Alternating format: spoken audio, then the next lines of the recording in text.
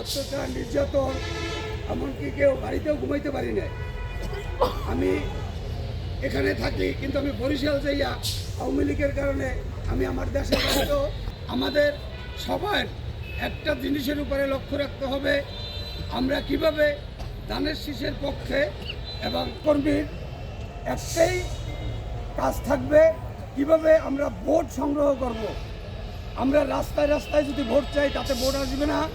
আমাদের প্রত্যেক ঘরে ঘরে যে আমাদের মা বোনকে বুঝাইতে হবে যে আমরা 17 বছর ভোট দিতে পারি নাই, আমাদের একটা সুযোগ হয়েছে, আমরা এবার ধানের শীষে ভোট দেব। বিশেষ করে আমাদের মোবাইলের যারা নেতৃবৃন্দ আছেন তাদের বিশেষভাবে কর্মীদের একান্ত মনের কথা।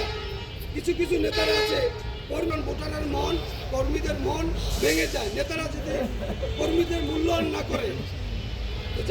এই প্রত্যাশা রেখে আগামী 12 তারিখে ধানের শীষে বিজয়ের আহ্বান রেখে আমার সংক্ষিপ্ত বক্তব্য শেষ করছি। আসসালামু আলাইকুম, খোদা হাফেজ।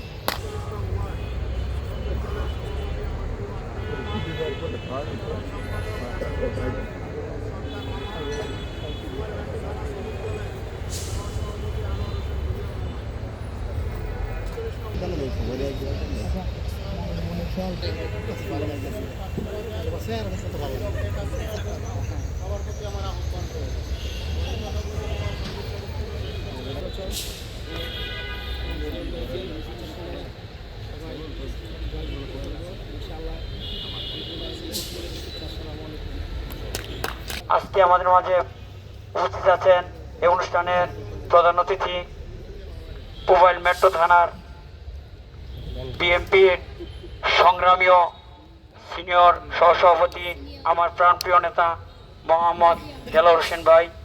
উপস্থিত আছেন